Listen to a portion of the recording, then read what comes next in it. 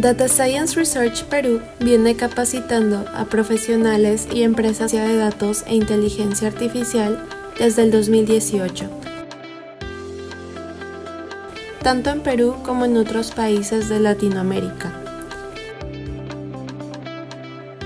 Misión: brindar la mejor educación y contenido de valor en ciencia de datos e inteligencia artificial. Visión: ser referente y educar con excelencia en ciencia de datos e inteligencia artificial y desarrollar al mejor talento en Latinoamérica, potenciando en nuestros alumnos y egresados un alto nivel de empleabilidad.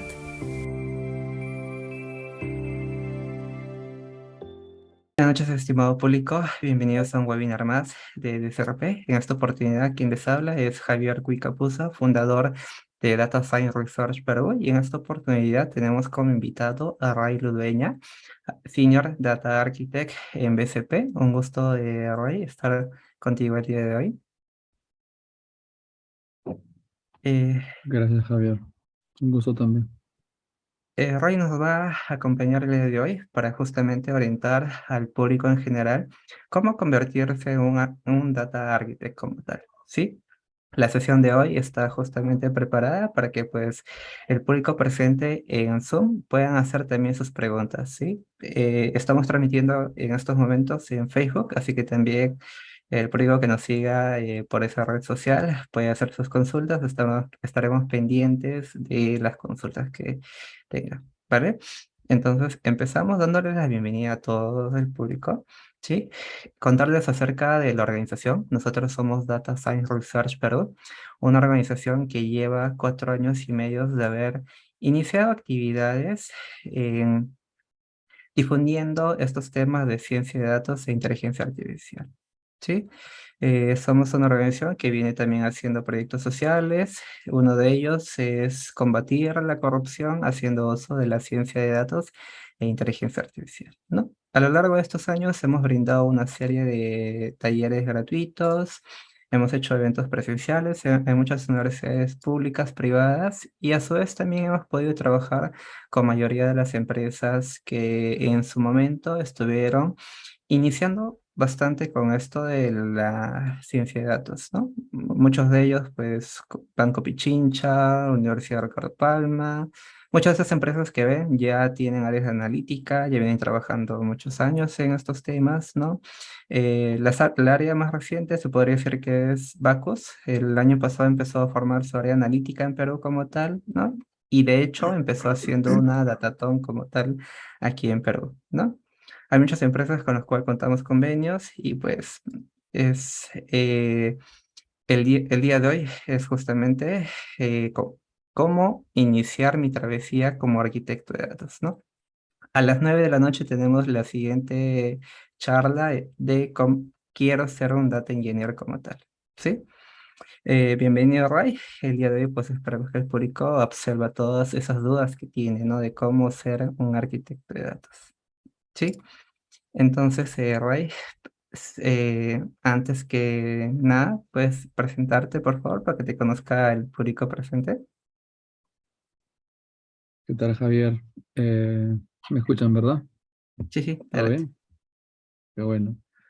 ¿Qué tal, muchachos? Mucho gusto. Javier, gracias por la invitación. Para mí es un honor poderles contar desde mi punto de vista un poquito de mi experiencia, un poquito de mi perspectiva de este rol.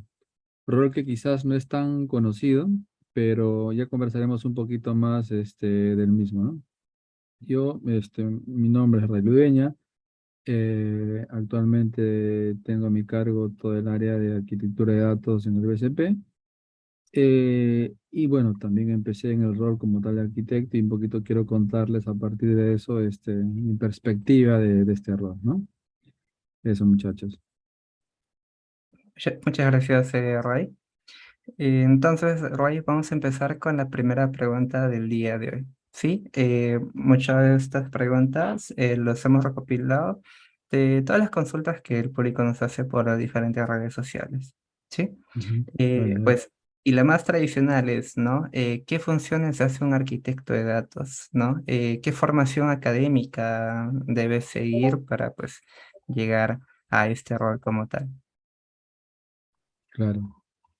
A ver, este rol, desde mi punto de vista, yo considero que es un mix, es un híbrido entre la parte técnica, ¿no? Porque obviamente para diseñar una solución de data y analytics hay que conocer la parte técnica, pero también el arquitecto tiene las capacidades de entender un negocio y cómo esa necesidad o ese problema que puede tener un negocio lo traduce en una solución, ¿ok? Entonces, como parte, entendiendo que ese es, digamos, el propósito principal de un arquitecto, las funciones que están detrás, primero, obviamente, de lo que busca este arquitecto es de diseñar la estrategia de data y analítica de una organización. Es decir, qué tecnología va a adoptar, cuál es el roadmap que va a adoptar, en el cual va a implementar esas tecnologías, decidir qué tipos de tecnologías vamos a tener, diseñar el modelo operativo para el uso de esas tecnologías y seguramente luego las buenas prácticas para el uso de esas tecnologías, ¿no? Entonces, son, digamos, las funciones en términos generales que realiza este arquitecto. Y como les acabo de contar, hay de las dos, ¿no? Uno entiende un negocio, una problemática, y a partir de eso se puede dar cuenta, sabiendo y mirando, entendiendo qué es lo que tiene una organización, a ver si es que voy a implementar simplemente quizás una carga de datos o de repente un tablero que es un visualizador o un dashboard o de repente es algo más avanzado, ¿no? Que puede ser un modelo analítico, predictivo desde el más simple hasta nuevamente el más evolucionado, etcétera, ¿no? Entonces, justamente esas son como que las principales funciones que tiene este arquitecto, ¿no? Este rol. Yo lo suelo llamar que es el rol bisagra, ¿no? El rol bisagra que conecta el mundo de negocio con el mundo técnico. O sea, y es por eso que a veces nos cuesta un poco conseguir este perfil, ¿no? Porque si yo tuviera solamente a una persona técnica que conoce todo, digamos, los lenguajes de programación o los estándares de programación, pero no es capaz de abstraerse y entender qué es lo que necesita un negocio, seguramente pues voy a proponer o no voy a proponer en todo caso la solución más adecuada, ¿no? Eso, digamos, en cara a las funciones. Ahora, ¿qué formación? Acá hay varias cosas que son como que eh, las que vienen de caja en teoría, pero luego les puedo contar también un poquito de experiencia, ¿no? Las de caja, sin duda, digamos, el principal componente que tiene un arquitecto es su componente técnico, seguramente, ¿no? Porque es el señor encargado de conocer la plataforma, sus componentes, los lenguajes de programación, etcétera. Entonces, una carrera o las carreras que tienen que ver con sistemas, informática, ingeniería de software, ¿no? Todas las carreras, porque obviamente hay muchos nombres en el mercado, todos ellos sin duda tienen la base, el componente técnico, ¿no? Sin embargo, como les comentaba, como también es necesario, es importante esa otra vista menos técnica, más funcional, más estratégica, también he visto a arquitectos que vienen de las corrientes industriales, ¿no? O sea, ingenieros industriales o ingenieros que manejan negocios, de empresas, empresariales, por ejemplo, y que han decidido entrar al mundo técnico. Algunos tienen ese perfil y lo pueden hacer, ¿no? Eh, Claramente también hemos tenido casos de especialistas en alguna materia, ¿no? O sea, economistas, por ejemplo, ¿no? Que entienden el negocio, ¿no? Un negocio en particular específico, ¿no? Pero luego han tenido que bajar a aprender, en todo caso, a la parte técnica, ¿no? Entonces, pero si tuviera que quedarme acá, con dos tipos de formaciones académicas, principalmente todas las que tengan que ver con sistemas y las industriales, por ahí, ¿no? ¿Qué hacer en el tiempo para ser arquitecto? Eh, Quizás no hay una línea clara hasta ahora, porque este es un rol que no en todas las organizaciones lo tenemos, pero en particular yo soy un convencido que es un rol necesario, ¿no? Porque esto es como en la vida real, ¿no? O sea, quizás cuando lo comparamos con cosas más, más conocidas, como por ejemplo la construcción o la ingeniería civil, uno puede hacer una edificación sin un arquitecto, por supuesto, ¿no? O sea, uno puede construir una casa, un edificio, o lo que fuera, sin un arquitecto, sin duda, pero esa casa, ese edificio y todo lo que fuera, ¿va a traer los beneficios en el mediano largo plazo? ¿O vamos a estar luego parchando por acá, parchando por allá, para que sea sostenible en el tiempo? Entonces, lo que se ha demostrado para las soluciones de data analítica es que si quiero construir una solución de data analítica escalable en el tiempo, robusta, tiene que ser diseñada por un arquitecto, tiene que estar este rol, ¿ok? Entonces, este rol, normalmente lo que vemos, la evolución es que típicamente vienen de o ingenieros de software o desarrolladores, ¿no? Backend, frontend, cualquiera de las corrientes de desarrollo o de las corrientes de ingeniería de datos, ¿no? Aquellos que han estado más presentes en aquellos eteleros que cargan mucho data, ¿no? O aquellos cientistas también, pero que están más pegados a la parte de ingeniería. Entonces, ellos normalmente, este grupo de profesionales, ven como un siguiente paso al arquitecto o a la arquitectura de datos, porque nuevamente la arquitectura, su rol principal, más que desarrollar, que es la siguiente etapa, es diseñar una solución, ¿no? Es definir la estrategia de data de una organización, diseñar la solución para que luego el equipo responsable ya se encargue de una implementación. ¿Ok? Eso es en términos generales de esta parte que quisiera o que puedo compartirles. No sé si de ahí tengan alguna pregunta o quisieran complementar algo, chicos. Sí, Ray, justo tenemos una consulta por aquí. Es una pregunta típica también, ¿no? ¿Qué proyectos debería hacer o pues cómo debería armar mi portafolio de proyectos para pues buscar un trabajo como arquitecto junior como tal? Ujú. Ok, ok. Acá hay dos cositas, ¿no? Si yo he sido un desarrollador o ingeniero de datos, ¿no? Lo que más nos importa es qué hiciste, ¿no? O sea, más que eh, la estructura o el algoritmo que utilizamos para desarrollar una lógica o una funcionalidad, es qué hiciste, ¿no? Porque ahí estamos básicamente evidenciando nuestras competencias de entender un negocio, ¿ok? Ese es como primero. La otra, claramente, si yo mi portafolio la conformo habiendo identificado las principales piezas, o sea, es que en tal proyecto utilicé, no sé, este lenguaje de programación para cubrir tal funcionalidad, o esta base de datos para almacenar el dato, o este frontend para desarrollar o este utilitario para desarrollar la app, por ejemplo. Entonces, si yo describo mis portafolios eh, renombrando o identificando claramente el componente más importante de ese proyecto, de esa solución, también es algo que contribuye porque es una muestra de que vas comprendiendo cuáles son las piezas que intervienen cuando uno diseña una solución, ¿no? Ahora, claramente, ¿no? Hay estadios, ¿no? Sin duda, si es que buscamos a un arquitecto senior, ¿no? Claramente lo que sí le vamos a poder poner proyectos, obviamente, con más detalle, ¿no? ¿Qué tipo de arquitectura armó? ¿O qué patrón utilizó para elaborar tal propuesta, ¿no? ¿O qué framework del mercado utilizó, y etcétera, ¿no? Y al revés, ¿no? Si uno recién está empezando, porque uno puede estar saliendo de la universidad, por ejemplo, o estar a puertas de ahí, pues, o sea, claramente algunos trabajos que tengamos en la universidad como parte de nuestra vida académica influye, sí, pero básicamente ahí lo que nos interesa es saber qué corriente quiere seguir, ¿no? Porque, sin duda, es muy diferente si yo quiero orientarme al desarrollo, ¿no? Porque ahí tú evidenciarás que quieres hacer desarrollo.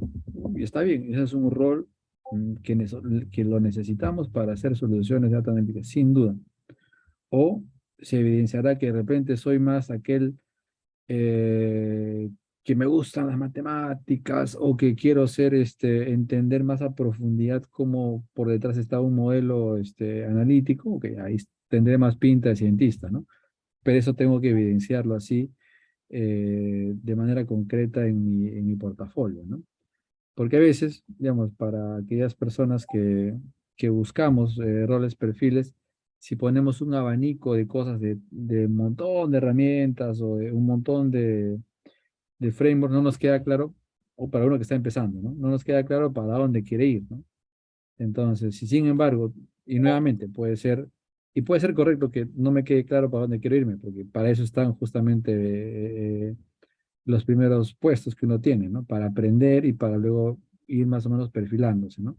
Pero si te queda claro que sabes que el diseño es lo tuyo, la estrategia es lo tuyo, entendiendo la parte técnica también, entonces ahí lo pongo específicamente, ¿no? Y ahí obviamente son algunas de las capacidades para un arquitecto de datos, ¿no? Ujú. Genial. Nos están haciendo preguntas en el chat y de hecho, estimado público, lo vamos a responder en el siguiente slide. ¿Sí? La siguiente consulta, Ray, es, ¿no? ¿Qué habilidades debe tener un arquitecto de datos, ¿no? Por aquí, pues, como siempre, ¿no? En las redes podemos encontrar N cantidad de información, ¿no? Debes saber SQL, debes saber de terminologías de Big Data, Data Lake, etcétera, ¿no? Según tu Ujú. experiencia, Ray, ¿no? Coméntanos un poquito, ¿no? ¿Cuáles son esas herramientas, habilidades, el rol específico, ¿no? Que cumple el arquitecto de datos? Claro, claro. A ver, el rol, como ya lo mencioné, es aquel que crea una solución, ¿no? Aquel que diseña una solución, aquel que diseña los planos de una solución, ¿no? Es más o menos el análogo del arquitecto en una ingeniería civil, ¿no?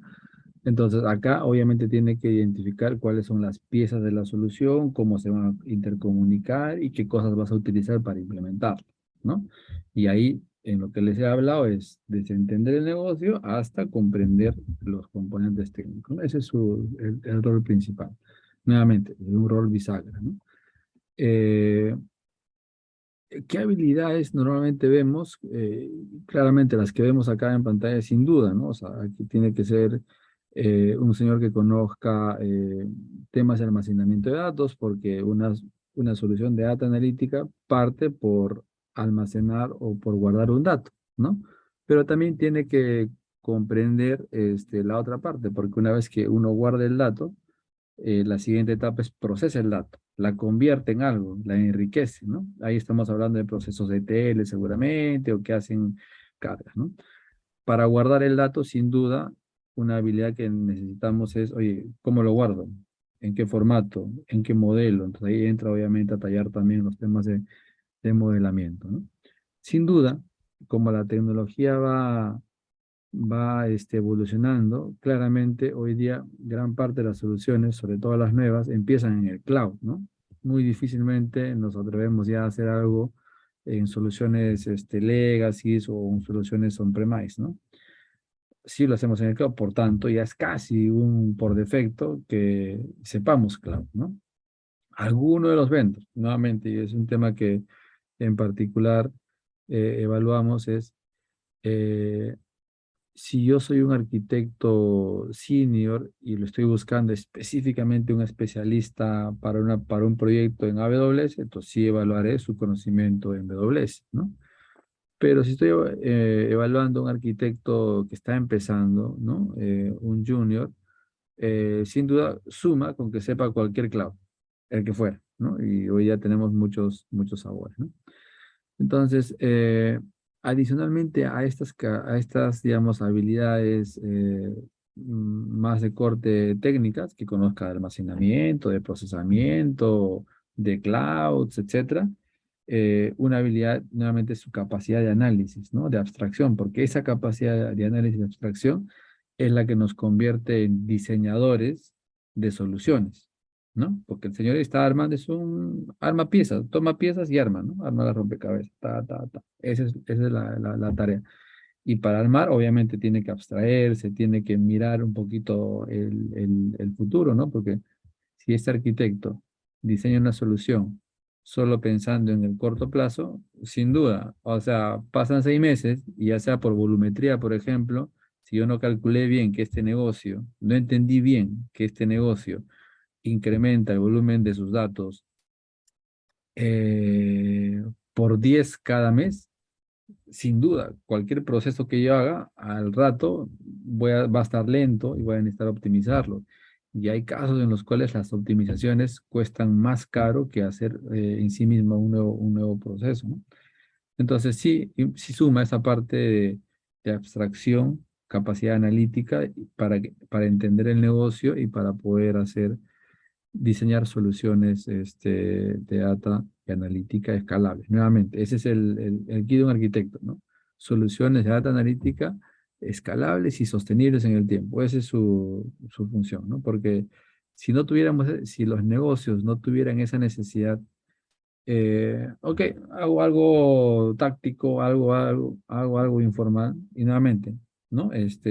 Utilizando el ejemplo de las construcciones, ¿no? Nosotros en nuestro Perú somos muy informales, por ejemplo, para construir edificaciones, ¿no? Y tenemos en todos lados, ¿ah? Ya sea en zonas urbanas más condensadas o en zonas residenciales, en cualquier lado hay informalidad, ¿no? Entonces, la informalidad es no tener planos, por ejemplo, ¿no? Entonces, esas soluciones, en este caso, esos edificaciones van a tener problemas de algún tipo en algún momento, ¿no? Lo mismo pasa con nuestras soluciones de data analítica, ¿no? Si no la diseñamos pensando en que sea sostenible en el tiempo, que dure y que escale en alguna de sus variables, ¿no? Volumetría, tipo de datos, ¿no? Etcétera, calidad, entonces seguramente no va a durar mi solución, ¿ok? Y para esto, claramente, un mindset de este arquitecto, como lo menciona acá, ¿no? Un arquitecto tiene que ser pro patrones, ¿no? Y patrón, ¿qué es un patrón? Es un arquetipo, es un modelo de referencia, un patrón es algo que ya lo hemos usado en algún lugar, ¿no? Porque un arquitecto, o sea, si para cada solución va a inventar algo, pues se nos acaba la vida, ¿no? Y Ujú. normalmente no inventamos tantas cosas. A ver, lo que hacemos, el arquitecto nuevamente, uso el ejemplo del Lego, agarro piecitas que ya existen y diseño una solución. Entonces, un patrón es algo que un grupo de expertos o los más avanzados en alguna tecnología ya diseñaron, ya implementaron y ya probaron que funciona. ¿Ok? Y hoy día en el mundo hay muchos patrones, ¿no? Modelos de referencia, arquitecturas de referencia, etcétera. Entonces, ¿qué hacer? Tomarlo. Entonces, el arquitecto lo que sí tiene que hacer es siempre estar buscando cuáles son esos nuevos patrones, ¿no? De ahí viene un poquito la parte de las funciones del arquitecto, tiene que estar constantemente investigando, poniéndose al día, haciendo laboratorio, hands-on, ¿no? Por eso es que conoce técnicamente, ¿no? Porque es capaz de cuestionar una tecnología que, por ejemplo, se está liberando, ¿no? Hoy día con el tema de los open source, hay mucha tecnología que fluye, entonces cuando voy a adoptar esa tecnología, el arquitecto tiene que ser capaz de cuestionarla también, ¿no? Entonces, esa es la mentalidad. No sé si hay una pregunta ahí, Javier. Sí, justo acá hay una consulta, Ray, ¿no? Por ejemplo, el arquitecto define, ¿no? Estos patrones, ve el escalamiento, etcétera, ¿no? ¿Cómo es el trabajo, la coordinación con el ingeniero de datos, ¿no? O sea, ¿cómo se hace esa sinergia en estos dos roles? De acuerdo. Entonces, ahí hay de dos maneras, ¿no? Una, utilizando entregables o artefactos, ¿no? Y la otra es comunicando. Claramente, un equipo de trabajo tiene que fluir eso, ¿no?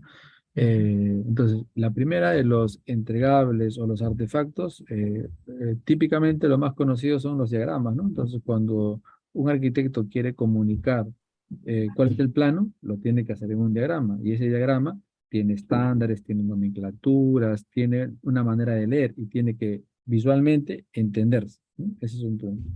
Obviamente, como soporte, tiene otros artefactos donde puede estar el detalle de cada componente, ¿no? O donde puede estar, digamos, un zoom de otros diagramas que soporten quizás algo un poco más complejo, ¿no? Pero esos son como que los artefactos que tiene el arquitecto. Y ahí puede ser tan manual, tan sencillo como utilizar un vicio o un PPT y agarre y pinta y hace su tema, o como hemos visto, hay tools automatizadas que inclusive con programación te permiten hacer diagramas muy cool e integrarlos como parte de del ecosistema de Pipeline, por ejemplo, ¿no? Entonces eso depende un poco también del estadio o el nivel de madurez que se encuentre cada empresa, ¿no? Entonces, esa es una manera, con entregables y con artefactos que nos permitan manejar ese conocimiento. Y la otra es comunicando. Y por eso es que otra habilidad, que es la habilidad blanda que tiene un arquitecto, es que tiene que ser capaz de justamente eso, vender su solución, hacer entender al usuario, en este caso al ingeniero, su solución, ¿no? Porque hay como que de lado de necesidades, ¿no? Cuando el arquitecto va a proponer su solución al negocio, tiene que ser capaz que lo técnico lo cuente en términos del negocio. Y al revés, cuando va a explicar al ingeniero la necesidad, tiene que la necesidad de negocio traducirlo en volumetría, en calidad de datos, en estándares, ¿no? O sea, tiene que, por eso es que yo creo que este es un rol mixto, pero esa es una habilidad de la comunicación fluida y que pueda tener un arquitecto, ¿no? Ujú, genial. Roy, para dejarlo un poquito más claro al público, ¿no? Cuando dices diseñan, ustedes entran en los servicios de las nubes, arman las conexiones, etcétera, o eso ya es parte del trabajo del ingeniero de datos. Hay dos estadios. Cuando adoptamos una tecnología nueva, por ejemplo, mm, yo necesito implementar un data lake o un lakehouse ahora en la nube, ¿no?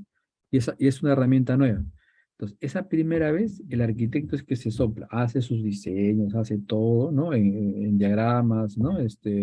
Visuales para ver cómo los componentes van a interactuar, pero también es el encargado de hacer la primera instalación, hacer que todo corra, pasarlo por todos los ambientes y ponerlo productivo y con un casito de uso.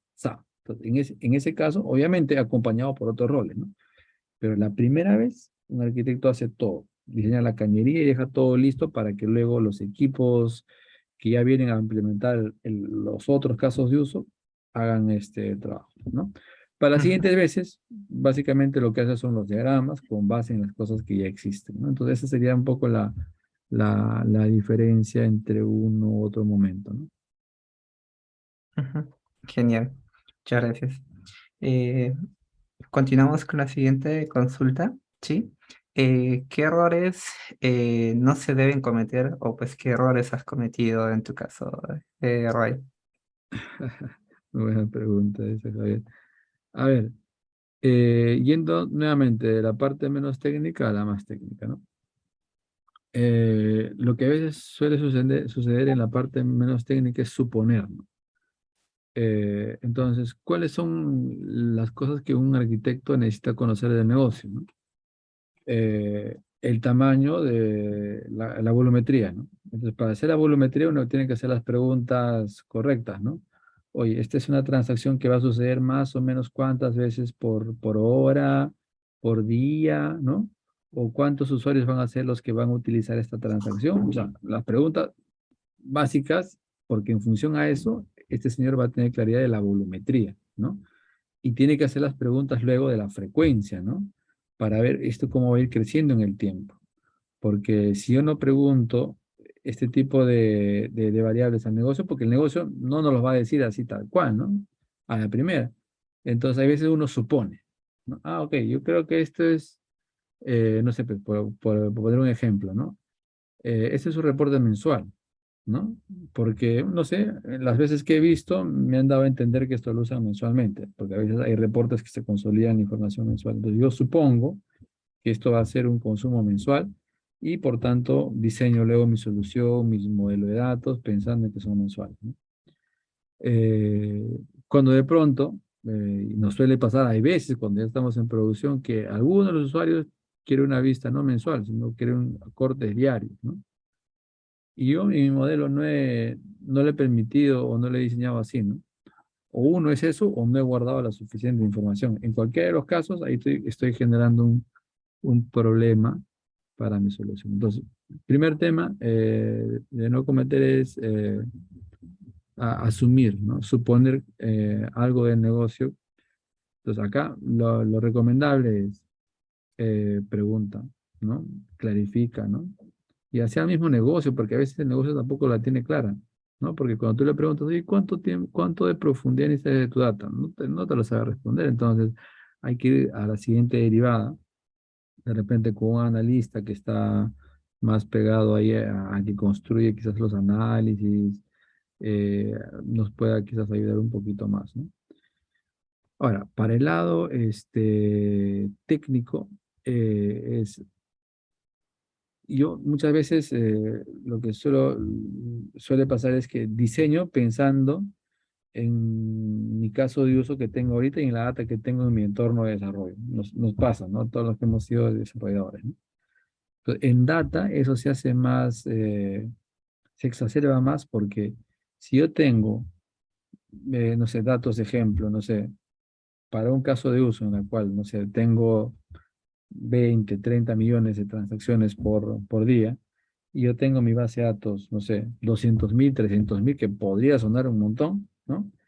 Y diseño mi proceso pensando en eso, ok, habré pasado desarrollo, certificación, todo bien, todo chévere, porque funcionalmente seguramente está bien, hace los cálculos que quiero, ¿no? Traduce el dato y lo convierte en lo que quiero, está bien. Pero una vez que lo pongo en producción, el tema revienta, ¿no? ¿Por qué? Porque no he incorporado esas variables eh, que en teoría están escondidas. Digo en teoría, pero es parte de justamente de nosotros, ¿no? De los arquitectos, y tenemos que poner explícito, ¿no? Por eso es que parte de los entregables del arquitecto tiene que poner, ok, tipos de datos, ¿no? Claramente bien identificado, la profundidad, ¿no? De cuánto tiempo de historia quiere, la volumetría por día, por semana, lo que según la casuística, típicamente, ¿no? Y luego los niveles de calidad que se espera, ¿no? Porque obviamente perseguir un 100% de calidad, se puede, seguro que sí, pero cuesta un montonal, ¿no? O sea, claramente el costo o la complejidad de tener un dato 100% de calidad está directamente relacionado con la plata que nos cuesta lograr eso. Habrán casos en los cuales, no sé, pues en sistemas de tipo que tienen que ver, no sé, pues con la salud, que una vida depende de un resultado, seguro que la calidad tiene que ser al 100, ¿no? Pero habrán otros escenarios en los cuales nos podemos permitir tener un margen de error. Entonces, eso también lo tiene que capturar el arquitecto cuando entiende el negocio, ¿no? ¿Para qué? Para que justamente proponga alternativas de solución. Entonces, si tuviera que quedarme con dos, la primera es no suponer temas de negocio, y la segunda, para el lado técnico, una vez que esos temas de negocio lo he obtenido, utilizarlo, ¿no? Y no solamente me concentre en la lógica o la parte de programación que, que también está detrás de una solución sin duda, ¿no? Genial. Gracias, Roy. Continuamos con la siguiente, ¿no? Aquí vamos a ver un poco los rangos salariales, ¿no? Mercado local, ¿sí? Ujú. Y en tu experiencia, Roy, ¿podrías mencionarnos esos rangos, ¿no? Que hay entre un junior, senior y senior? Sí, claro. A ver, quizás más orientado de lo que yo puedo conocer, porque obviamente es el entorno donde yo me he movido, las empresas corporativas, digamos, medianas a grandes, ¿no? Porque cuando uno hace la particularidad, tengo una startup, por ejemplo, y a veces la cosa se sale de los rangos, ¿no? O cuando también estamos hablando de una pyme, seguramente es difícil, ¿no? Pero más orientado al segmento corporativo o medianas empresas, es lo que aproximadamente un arquitecto junior puede estar empezando entre 500 hasta 5 o 6 eventualmente, ¿no? Un semi-senior desde 6 hasta 9 y un senior puede estar de 9 a 12, ¿no? Y ahí va creciendo, ¿no? Nosotros, por ejemplo, en nuestra escala tenemos encima del senior un proficient, ya es un super saiyajin, pues, ¿no? Entonces Ujú. ahí igual va avanzando, ¿no? Eh, y nuevamente es un mix. Muchas veces las organizaciones no están diseñadas para tener especialistas, ¿no? Como el arquitecto, como el ingeniero de datos, como el cientista, ¿no? Y más bien para seguir creciendo en sueldo, pues los hacemos jefes, ¿no? Y esa es una mala práctica que poco a poco ya estamos aprendiendo en las organizaciones porque jefes, líderes tienen otro perfil, ya está, ¿no? Y no Ujú. confundamos, porque a veces por hacer que las personas ganen más, los convertimos en jefes, los convertimos en gerentes y perdemos a un técnico y de repente ganamos a un mal gerente, ¿no? Afortunadamente ya hoy día cada vez hay más especialidad. Entonces, cuando hay esta especialidad, esta línea de 3 pasos que vemos acá, dependiendo de la organización, puede ir creciendo en 4 pasos, 5 pasos, y ahí obviamente el, el límite es mayor. O sea, si uno traslada esta misma línea a una empresa, una Big Tech como un Google, un Amazon, esa línea va creciendo más, ¿no? Hay más niveles y claramente ahí los niveles salariales también incrementan y mejoran, ¿no? Ujú. Genial. Una pregunta puntual, Ray, para cerrar esta pregunta, ¿sí? Ujú. Eh, ¿cuál es lo más resaltante, o sea, el punto de quiebre en el cual tú dices, ¿no? Ya estoy pasándome a semi-senior o pasando a senior, ¿no? O sea, ¿qué influye como para decir, pues, ya me considero un semi-senior o senior como tal? Ujú. A ver, en mi experiencia, lo que he podido ver es, o sea, si un arquitecto es capaz de entender cualquier tipo de problema, ya sea de un problema de marketing, o un problema de logística, o un problema, no sé, de proveedores, ¿no? Al margen del problema, porque, digamos, uno no es experto en un negocio, ¿no? En una unidad. Si uno entiende eso y lo lleva a una solución, y nuevamente, al margen de lo que está tecnológicamente por detrás, porque en el mundo cloud, por ejemplo, si yo soy capaz de diseñar una solución en Azure, o también soy capaz de diseñar una solución en Google, entonces ahí la versatilidad es lo que se valora, ¿no? O sea, entendimiento del negocio y luego la versatilidad, o sea, saber varios sabores de cosas, ¿no? Y nuevamente, un arquitecto de datos no es un ingeniero de datos experto, ¿no? Lo que se busca es que un arquitecto comprenda el nivel técnico suficiente como para retar y para construir una solución, ¿no? No es un desarrollador experto, ¿no? Entonces, pero sí, sí tiene esa versatilidad de conocer varios sabores de clouds, por ejemplo, o de tecnologías, eh, y entiende cualquier tipo de negocio, digamos que está en otro nivel, ¿no? Normalmente eso es lo que evaluamos. Ujú. Genial. Gracias, Ray. Continuamos con la pregunta del proceso de contratación, ¿no? Muchas veces, ¿no? Dentro del público presente está buscando un trabajo y quiere saber, ¿no? ¿Cuáles son los factores que influyen para la contratación de este perfil como tal, ¿no? Coméntanos un poco de eso, Ray. Ujú. O sea, y empezaría yo desde lo básico, ¿no? Porque a veces o sea, quienes empiezan el contacto con los candidatos es el equipo de recursos humanos, ¿no? O GDH, como también lo llamamos. Entonces, Ujú. ellos tienen un perfil, ¿no?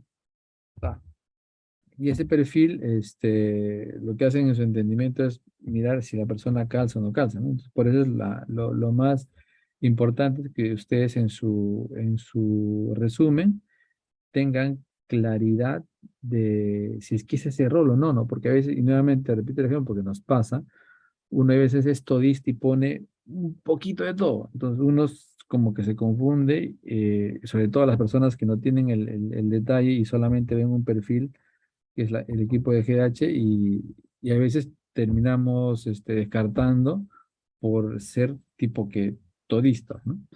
O no quedar claro el perfil. Digamos como que cuidaría eso como que para empezar. Obviamente, cuando hemos pasado esa etapa con los equipos de GDH, ya viene un poco la parte más técnica, ¿no?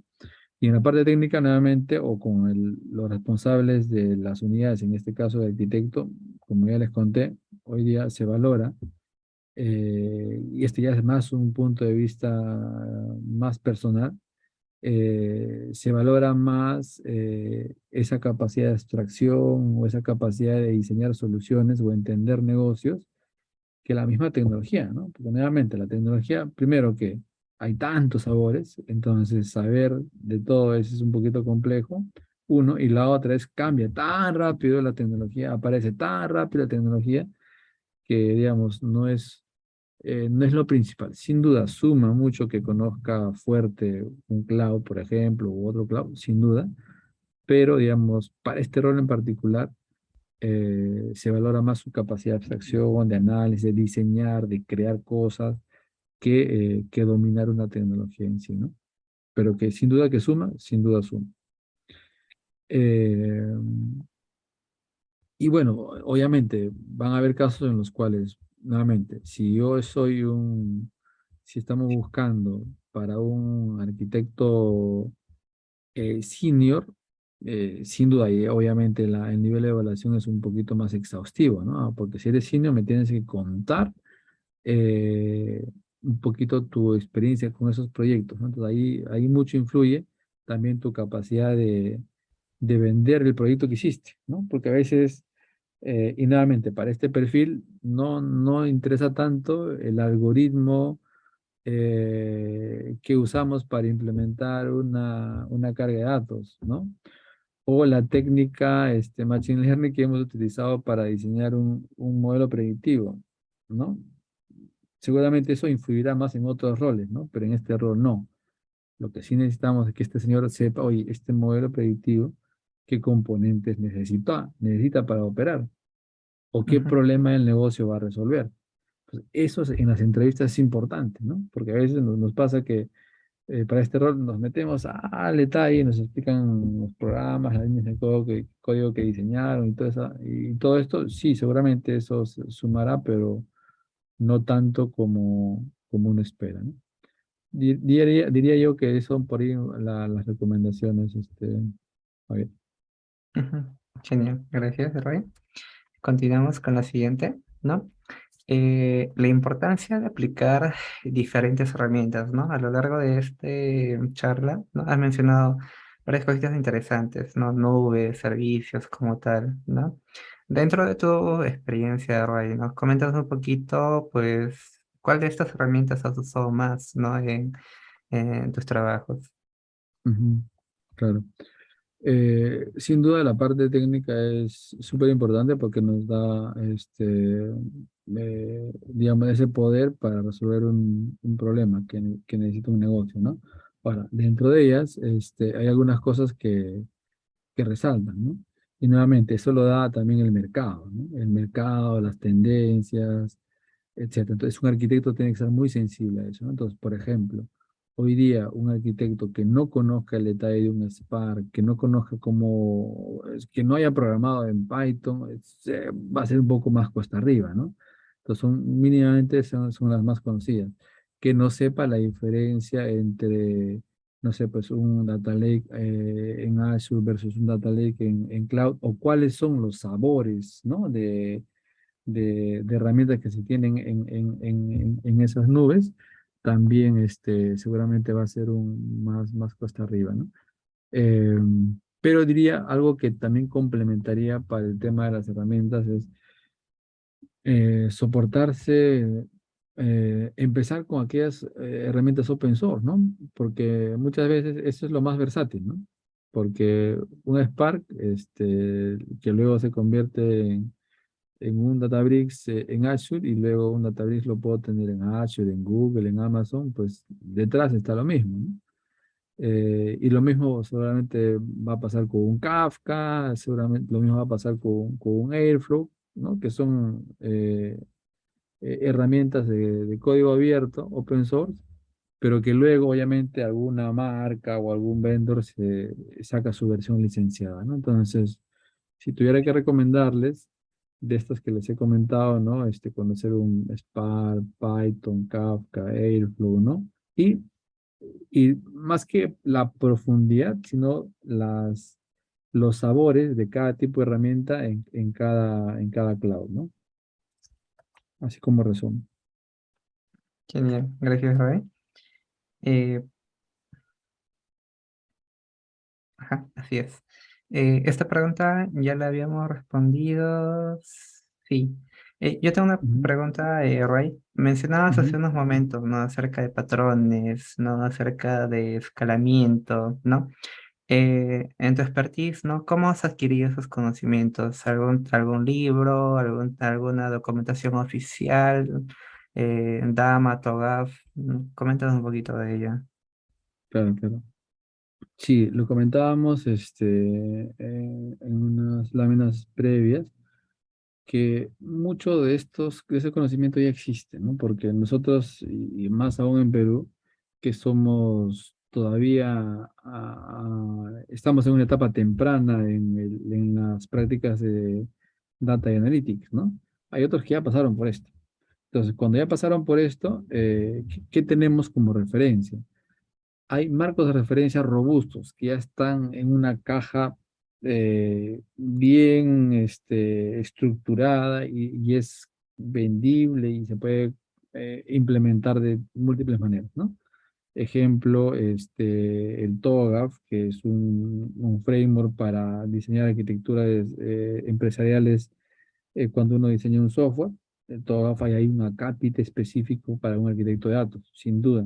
Entonces, más allá de yo de inventarme o de construir algún patrón que debo seguir cuando voy a construir una solución, agarro el TOGAF y ya está, ¿no? Lo Ujú, mismo, el DAMA, que es otro framework de referencia, ¿no? Más pegado a esto para el gobierno de datos, pero como el gobierno de datos tiene mucha relación con la arquitectura de datos, ese también puede ser un marco de referencia, ¿no? Pero ya yendo más a la parte técnica, ¿no? Cada vendor, cada Big Tech, un Google, un Azure, un Amazon, todos tienen marcos de referencia y son públicos. Están ahí, están a la orden del día, ¿no? Entonces, ¿qué nos toca? Es ir a sus sites oficiales y buscarlos y tomarlos, ¿no? He visto catálogos muy buenos de Azure, por ejemplo, en el cual está muy bien ordenadito de los casos de uso, perdón, los casos de referencia, y básicamente uno tiene que buscarlos, ir ahí, ¿no? Entonces, porque eso nos da velocidad, ¿no? O sea, en vez de que uno empiece a diseñar desde cero, toma un patrón de referencia o una arquitectura de referencia, los adapta, por ahí los tunea y ya está. Ya hemos ahorrado un gran paso. Obviamente para eso hay que conocer, hay que investigar. Y hay veces no es tan fácil como que la adopción, ¿no? Entonces, cuando la adopción no sea fácil, importan mucho eventos como este, foros como este, en la cual gente que ya hizo esto nos comparte, ¿no?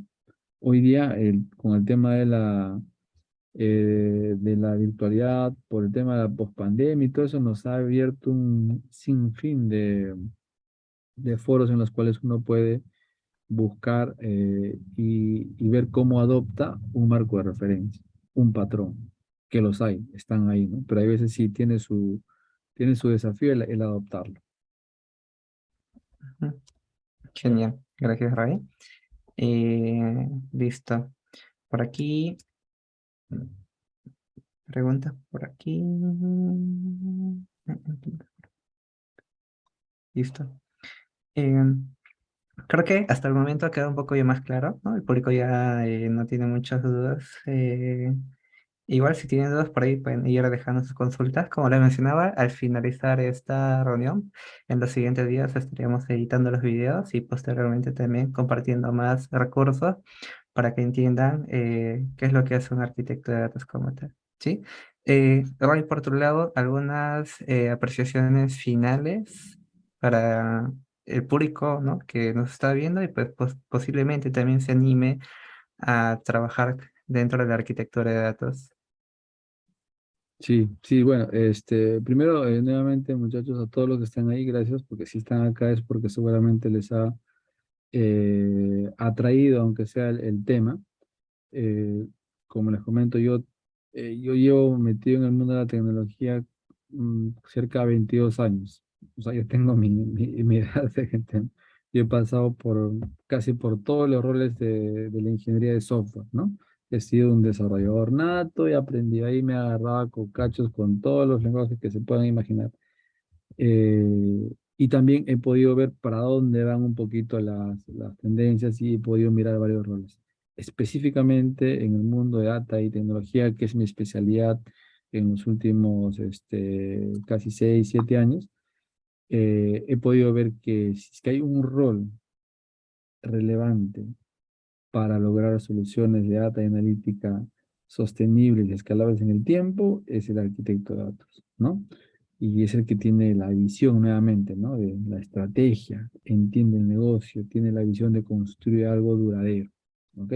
Y es algo que las organizaciones están necesitando, ¿no? Porque las soluciones que duran poco, que al rato se caen y que al rato hay que cambiarle y todo lo demás, los hay, ¿no? Entonces, y por eso este rol cada vez está siendo más conocido, cada vez hay una mayor demanda y sin duda por su perfil también nos cuesta encontrarlos, sin duda. O sea, yo, como parte de mi rol actual, pues me topo en el día a día y buscar este tipo de roles eh, no es fácil. Entonces, por eso es que creo que eso es una muy buena oportunidad para los que quieran entrar o indagar o explorar este rol, desde mi perspectiva particular, como les comento, con todos estos años, estos kilómetros que tengo, este es uno de los roles, digamos, más relevantes para hacer este tipo de soluciones, ¿no?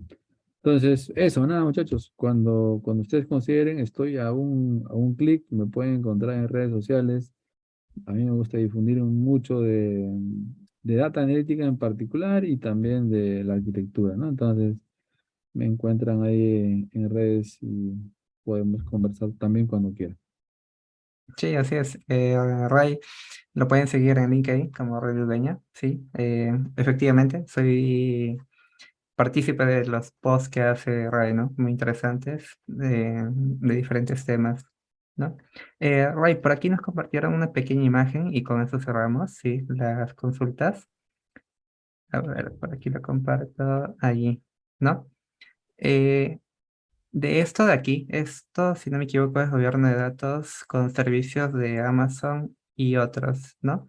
Ujú. Dentro de todos estos servicios, ¿no? El arquitecto de datos, ¿cuáles se podría decir que trabaja? Ok. Acá la respuesta es un poquito más compleja de la que parece, ¿ah? Porque no es que el arquitecto, si bien es cierto, acá en esta vista tenemos varios ámbitos de una solución de data analítica, ¿no? Claramente Ujú. hay que arquitectarla, hay que modelarla, hay que diseñar la parte de almacenamiento. Todos estos son partes de una solución de data analítica, ¿no? Calidad, etcétera. Entonces, pero quien se encarga justamente de estas dos etapas iniciales, la arquitectura y el modelado, normalmente es este rol.